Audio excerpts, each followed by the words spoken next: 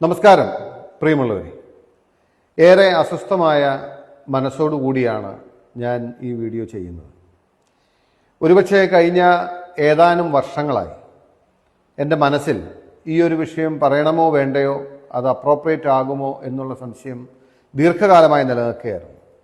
പക്ഷെ ഇന്നുകൂടി ഒരു സംഭവം എൻ്റെ മുമ്പിൽ വന്നപ്പോൾ, അതിൻ്റെ കാര്യങ്ങൾ മനസ്സിലാക്കിയപ്പോൾ എനിക്ക് തോന്നുന്നു, ശരിയാണെങ്കിലും തെറ്റാണെങ്കിലും സമൂഹത്തിൻ്റെ ഒരു ചിന്തയ്ക്ക് വേണ്ടി ഇത് മുന്നിലേക്ക് വെക്കേണ്ട സമയം അതിക്രമിച്ചിരിക്കുന്നു എന്നാണ് ഞാൻ വിശ്വസിക്കുന്നത്.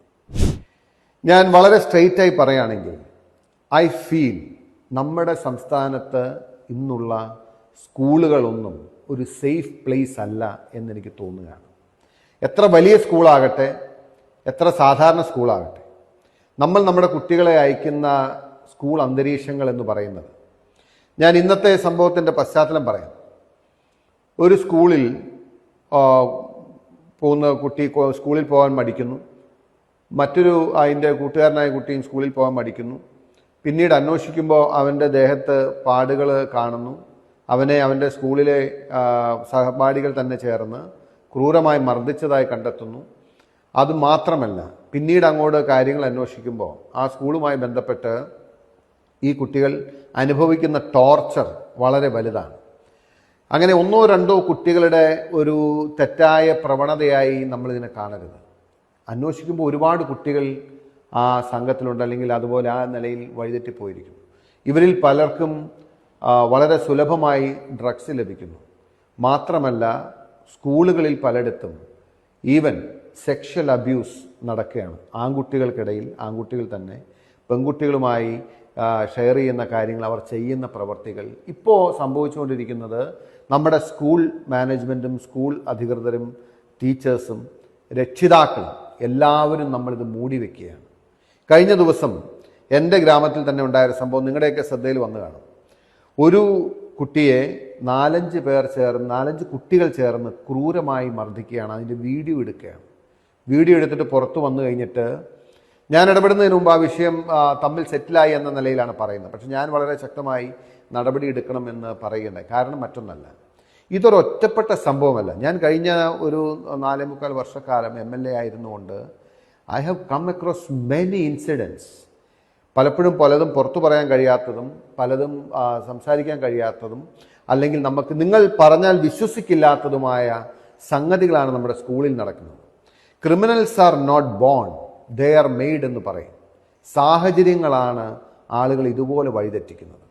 ഒരുപക്ഷെ എനിക്ക് തോന്നുന്നു, നമ്മുടെ വിദ്യാഭ്യാസ മേഖലയിൽ കഴിഞ്ഞ ഒരുപാട് കാലങ്ങൾ കൊണ്ട് നമ്മൾ ഉണ്ടാക്കിയ മാറ്റങ്ങൾ, ആരും പരാജയപ്പെടാൻ പാടില്ല, ആരും തോൽക്കാൻ പാടില്ല, എല്ലാവർക്കും ഓൾ പാസ്സാണ്, കുട്ടികളെ ശകാരിക്കാൻ പാടില്ല, കുട്ടികളെ ശിക്ഷിക്കാൻ പാടില്ല, ചൂരൽ വടിയും അല്ലെങ്കിൽ ടീച്ചറുടെ ശകാരവും ഒക്കെ പുറത്തായി.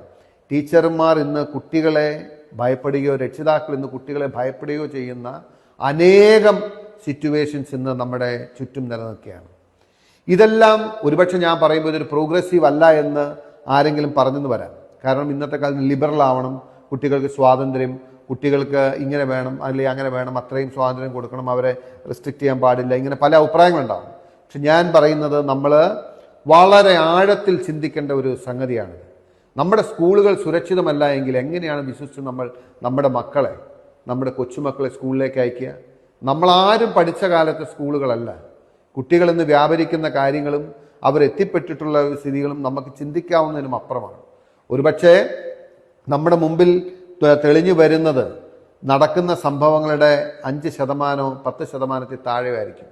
അപ്പോൾ എന്തുമാത്രം കുട്ടികളായിരിക്കും ഇതിൽ അഫക്റ്റഡ് ആവുക? പിന്നെ എങ്ങനെയാണ് അവർക്കൊരു ക്യാരക്ടർ ഉണ്ടാവുക? എങ്ങനെയാണ് അവർക്ക് ലൈഫിൽ ഒരു വിഷനും ഒരു മൊറാലിറ്റിയും ഒക്കെ ഉണ്ടാവുക? വളരെ അപകടകരമായ നിലയിലാണ് നമ്മുടെ വിദ്യാഭ്യാസ രംഗം പോകുന്നത് എന്ന് ഞാൻ ഭയപ്പെടുന്നു. ഒരു ഉത്തരവാദിത്തപ്പെട്ട ജനപ്രതി എന്ന നിലയിൽ ഇത് ആരെങ്കിലും തുറന്നു പറയണം എന്നതുകൊണ്ട് ഞാൻ പറയുന്നതാണ്. ഒരുപക്ഷെ ഒരുപാട് വിമർശനങ്ങൾ ഉണ്ടായേക്കാം. ഞാൻ എല്ലാവരും അടച്ചാക്ഷേപിച്ച് പറയുന്നതല്ല. എനിക്ക് സത്യസന്ധമായി എനിക്ക് കിട്ടിയിട്ടുള്ള അനുഭവങ്ങളും ഇൻഫർമേഷൻസും ഞാൻ എൻ്റെ മുമ്പിൽ വന്ന് പറഞ്ഞിട്ടുള്ള സംഭവങ്ങളുടെയും അടിസ്ഥാനത്തിൽ ഇന്നുകൂടി വന്ന ഒരു സംഭവം എന്നെ വല്ലാതെ പിടിച്ചുലയ്ക്കുന്ന ഒന്നായിരുന്നു. നമ്മുടെ കുട്ടികൾ എന്ന് പറയുമ്പോൾ എൻ്റെയും കുട്ടിയടക്കം പഠിക്കുന്ന ഒരു കാലഘട്ടമാണ്. ആരുടെയും കുട്ടികൾ സുരക്ഷിതരല്ല എന്നെനിക്ക് തോന്നുകയാണ്. നമ്മൾ ഇതിനെക്കുറിച്ച് ആഴത്തിൽ ചിന്തിക്കണം. ഒരു സ്കൂൾ മാനേജ്മെൻറ്റ് വിചാരിച്ചാലോ അല്ലെങ്കിൽ സ്കൂളിലെ അധ്യാപകർ വിചാരിച്ചാലോ മാത്രം മാറ്റാൻ കഴിയുന്നതല്ല. ഏതെങ്കിലും ഒരു സ്കൂളിന് മാത്രമായി ഇതിൽ നിന്ന് മാറി ഉന്നതങ്ങളിൽ നിൽക്കാൻ കഴിയില്ല. ഇതൊരു ക്യാൻസർ പോലെ പടർന്നു പിടിക്കുകയാണ്. നമ്മളെല്ലാവരും ഇതിനെ വെറുതെ കാഴ്ചക്കാരെ പോലെ നോക്കി നിൽക്കുകയാണ്. രക്ഷിതാക്കളാണെങ്കിലും അധ്യാപകരാണെങ്കിലും ഈവൻ മറ്റ് എൻഫോഴ്സ്മെന്റ് ഏജൻസീസ് ആണെങ്കിലും ഒക്കെ കുട്ടികളാണ്, ക്ഷമിക്കണം, കുട്ടികളാണ്, പോട്ടെ, ഭാവിയല്ലേ, പുറത്തു വരരുത്, അറിയരുത്. No, this is not the approach. I think we need to fight it. നമ്മൾ ഫൈറ്റ് ചെയ്തില്ല എങ്കിൽ we will land in big trouble. നമ്മൾ വലിയ കുഴപ്പത്തിലേക്കാണ് പോകുന്നത്. അതിന് സമഗ്രമായ ഒരു ചിന്തയും മാറ്റവും നമ്മുടെ വിദ്യാഭ്യാസ മേഖലയിൽ ഉണ്ടാകണം. ഏതെങ്കിലും ഒരു ചെറിയ കയ്യടിക്ക് വേണ്ടി, അല്ലെങ്കിൽ ചെറിയൊരു വാർത്തയ്ക്ക് വേണ്ടി, അല്ലെങ്കിൽ കുട്ടികളോ അല്ലെങ്കിൽ മറ്റാരെങ്കിലും ഫേസ്ബുക്കിലെ ലൈക്സിന് വേണ്ടിയിട്ട് എല്ലാം ലിബറലൈസ് ചെയ്ത് എല്ലാവരും ടൂർ പോട്ടെ, എല്ലാവരും പാസ്സാവട്ടെ, ആരെയും ശിക്ഷിക്കാതിരിക്കട്ടെ, കുട്ടികൾ എന്തും ചെയ്യട്ടെ, ഇതൊന്നും I don't think this is appropriate. ഞാനൊക്കെ പഠിച്ചപ്പോഴും നമ്മൾ പഠിച്ച സ്കൂളുകളുണ്ടായിരുന്നു, സ്കൂളുകളുടെ സ്ഥിതികളുണ്ടായിരുന്നു. അതെല്ലാം ഇന്ന് മാറിയിരിക്കുന്നു, മാറിപ്പോയിരിക്കുന്നു. നമ്മൾ നമ്മുടെ കുട്ടികളോട് നീതി പുലർത്തുന്നില്ല. ഞാൻ ഒരു കാര്യം കൂടി അവസാനമായി നിങ്ങൾ പാരൻസിനോട് പറയാൻ ആഗ്രഹിക്കുകയാണ്. നിങ്ങളുടെ കുട്ടിയിൽ അവരുടെ ബിഹേവിയറൽ പാറ്റേണിൽ മാറ്റം വരുമ്പോൾ നിങ്ങൾ വെറുതെ അവനെ കുറ്റപ്പെടുത്തിയിട്ട് കാര്യമില്ല. വെറുതെ അവനോട് വീണ്ടും പ്രഷർ ചെയ്തിട്ടോ സമ്മർദ്ദം കൊടുത്തിട്ടോ കാര്യമില്ല.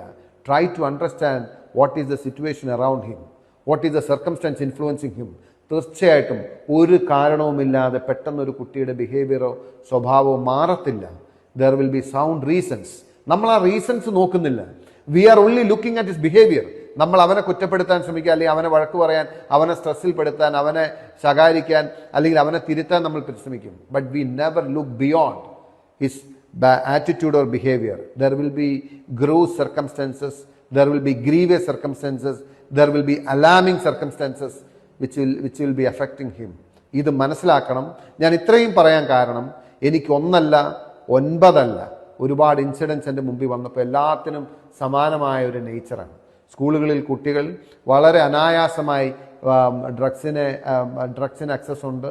അവർ ചെയ്യുന്ന പ്രവർത്തികൾ നമുക്ക് ചിന്തിക്കാൻ കഴിയാത്തതാണ്, അല്ലെങ്കിൽ നമ്മൾ ആരും ഊഹിക്കുന്നതിനും അപ്പുറം ഉള്ള ഒരു ബിഹേവിയറൽ പാറ്റേൺ നമ്മുടെ സ്റ്റുഡൻസിൽ കാണുമ്പോൾ നമ്മൾ ഇങ്ങനെ തന്നെ പോയാൽ മതിയോ എന്ന് നമ്മളെല്ലാവരും ചേർന്ന് ചിന്തിക്കണമെന്ന് പറയാൻ വേണ്ടിയിട്ടാണിത്.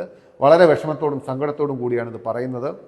ഒരു ജനപ്രതിയാകാൻ അവസരം കിട്ടി എന്നതുകൊണ്ട് എല്ലാ വിദ്യാഭ്യാസ സ്ഥാപനങ്ങളുടെ പരിപാടികളിലും, വിദ്യാഭ്യാസ മേഖലയിലെ പരിപാടികളിലും, സ്കൂളുകളിലെ പരിപാടികളിലും, കുട്ടികളുടെ പരിപാടികളിലും ഒക്കെ ഒരുപാട് താല്പര്യം കാണിക്കുന്ന ഒരു വ്യക്തി എന്ന നിലയിൽ എന്നെ വളരെ ദുഃഖിപ്പിക്കുന്ന ഒരു ദിവസമായതുകൊണ്ടാണ് ഞാൻ ഈ നിലയിലുള്ള ഒരു പ്രതികരണത്തിന് മുതിർന്നത്. ആരെയും വേദനിപ്പിക്കാനോ, ആരെയും കുറ്റപ്പെടുത്താനോ, ആരെയും സങ്കടപ്പെടുത്താനോ അല്ല. പക്ഷേ ഇതൊരു ഫാക്റ്റാണ്. This is a fact glaring at us. നമ്മളെ തുറച്ചു നോക്കുന്ന ഒരു സത്യമാണ്. ഇതിൽ നിന്ന് നമ്മൾ ഒളിച്ചോടിയിട്ട് കാര്യമില്ല. I think we need to do something about it. അതിന് വേണ്ടിയിട്ടാണിത്. നിങ്ങളുടെ എല്ലാവരുടെ അഭിപ്രായങ്ങൾക്കായി ഞാനത് സമർപ്പിക്കുന്നു. നന്ദി.